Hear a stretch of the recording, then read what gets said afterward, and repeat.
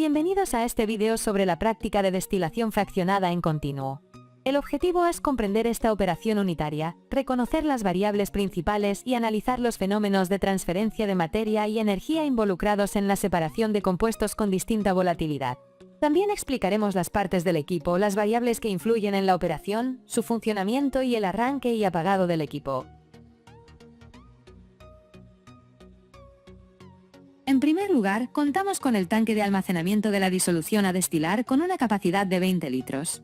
Luego la bomba dosificadora y el precalentador por resistencia eléctrica.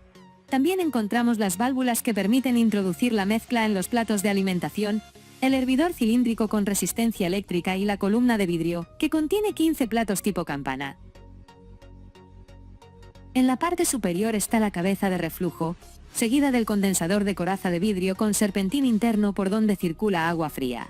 La columna dispone además de un respiradero general que evita riesgos de sobrepresión, y de un barómetro que nos indica el nivel de la disolución para prevenir la inundación de la torre.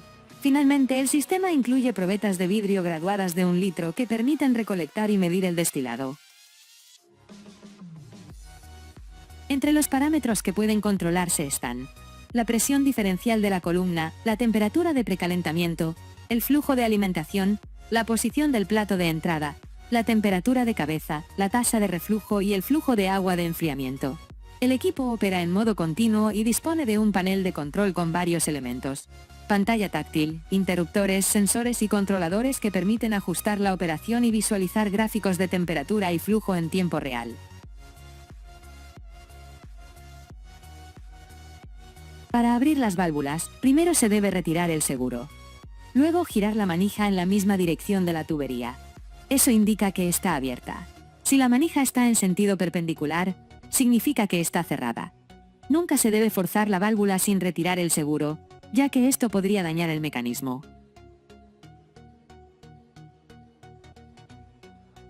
Cuando la torre entra en operación continua, la mezcla de agua y etanol se alimenta al plato de entrada. Allí, el líquido entra en contacto con el vapor ascendente generado en el hervidor. A medida que el vapor sube, se enriquece en los componentes más volátiles. Mientras tanto, el líquido descendente se enriquece en los menos volátiles, logrando la separación. La cabeza de reflujo regula qué fracción del destilado se devuelve a la columna para mejorar la eficiencia. El condensador enfría los vapores de cabeza y permite recuperar el destilado, mientras que el hervidor mantiene la temperatura necesaria para generar el vapor. Durante el proceso se controlan variables clave que garantizan una operación estable y segura. Primero, preparar 10 litros de mezcla etanol-agua en el tanque de almacenamiento. Esto normalmente lo suele hacer los técnicos de laboratorio. Lo que nosotros haremos será colar la totalidad de esta mezcla, separar 3 litros para agregar al hervidor, y volver a pasar los litros restantes al tanque de almacenamiento. Luego conectaremos el tanque de almacenamiento al equipo. Posteriormente, lo sellaremos con una lámina de aluminio, lo cual es fundamental para evitar la pérdida de etanol por evaporación. Una vez completado este procedimiento, el equipo queda completamente listo para iniciar la operación. Al encender el panel de control, se activarán alarmas de seguridad debido a la falta de nivel en el sistema. La primera corresponde al hervidor. Esta permanecerá activa hasta que se agreguen los 3 litros mínimos requeridos, paso que debió realizarse previamente. Una vez corregido el nivel, debemos configurar en el panel de control el porcentaje de transferencia de calor asociado al hervidor, con el fin de iniciar el calentamiento. Este porcentaje será del 80%. Con este procedimiento, la primera alarma quedará desactivada. Seguidamente se activa el calentamiento del hervidor mediante el botón verde del panel de control. Si se intenta activar antes de realizar los pasos previos, el sistema de seguridad impedirá la puesta en marcha del calentamiento. Para apagar la segunda alarma, correspondiente al precalentador, se debe abrir la válvula que suministra agua del laboratorio al equipo y posteriormente configurar el flujo en la pantalla táctil del panel de control. Seguidamente, es necesario ajustar el nivel de agua en el circuito de enfriamiento, con el fin de garantizar el funcionamiento adecuado del condensador. Finalmente, se debe esperar a que el nivel del precalentador alcance su valor óptimo de operación. Para que el nivel del precalentador alcance su valor óptimo, se debe fijar un flujo de alimentación del 80% en la pantalla táctil del panel de control. A continuación se enciende la bomba dosificadora mediante el botón verde correspondiente y se espera hasta que el precalentador alcance el nivel requerido.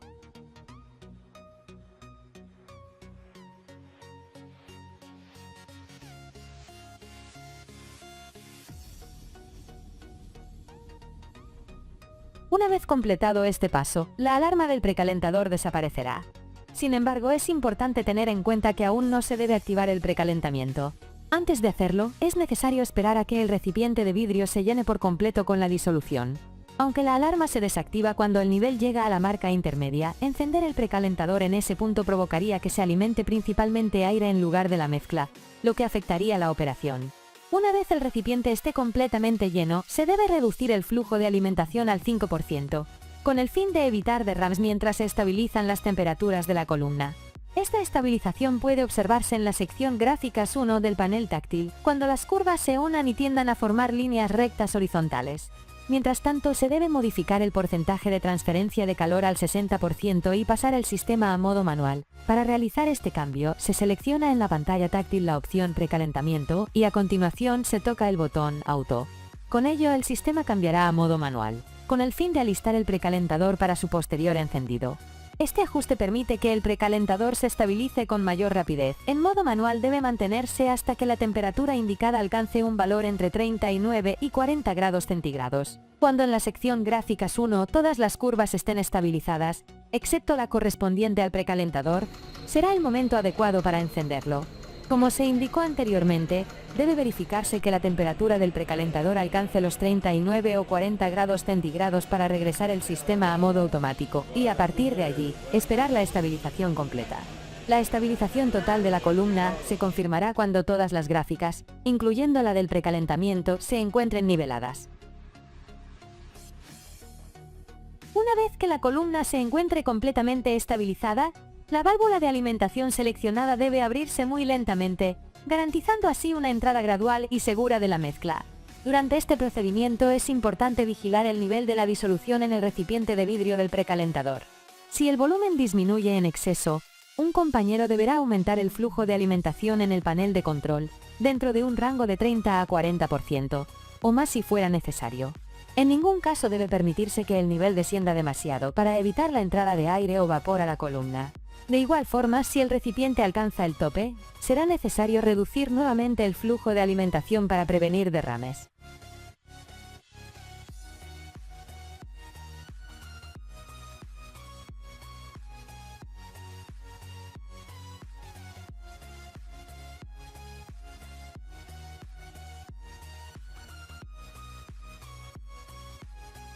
Una vez la válvula esté completamente abierta, se ajusta el flujo de alimentación al valor requerido para el estudio.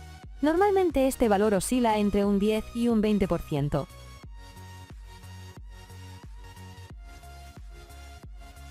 De esta manera es posible realizar estudios de la operación unitaria en cualquiera de los 3 niveles de alimentación disponibles.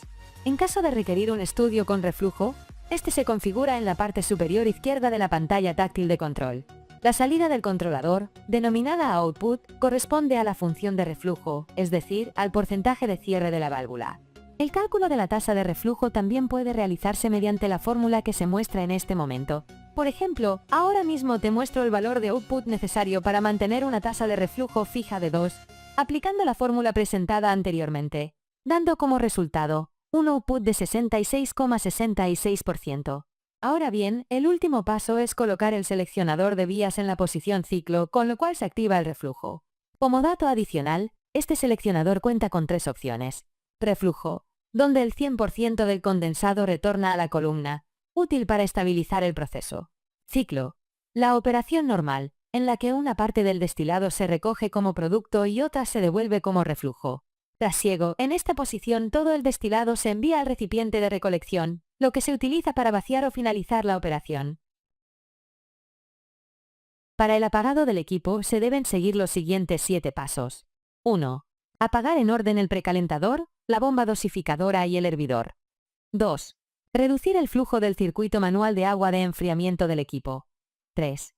Esperar unos minutos a que los platos de la columna se vacíen completamente. Es decir, que se escurran. 4.